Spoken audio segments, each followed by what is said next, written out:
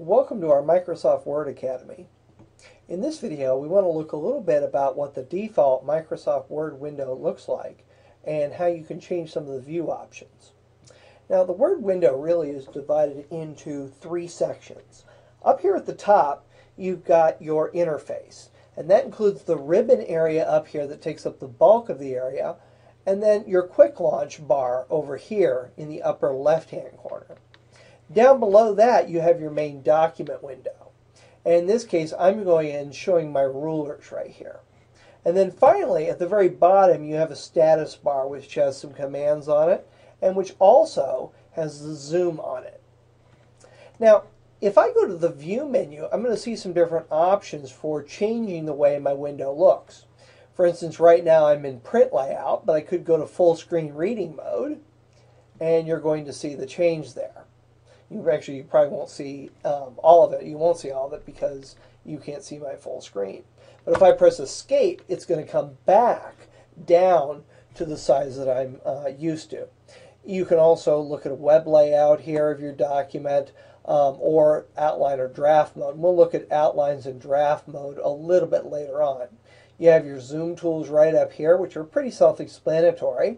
You can zoom into 100% just simply by clicking right there. Or you can zoom out to a specific degree by clicking the zoom button and using this dialog box. And you can see again I'm set for 100% there. I actually want to go ahead and select page width. And I'm going to go ahead and click OK, and you'll see it makes it just big enough so I can see the entire width of my page. You can also get access to your zoom controls here in the lower right hand corner, including clicking on the percentage and getting into the zoom dialog box again. Now, the rulers here can be also turned off and on, and you do that simply by going to the View tab again and clicking ruler off and on, just like that.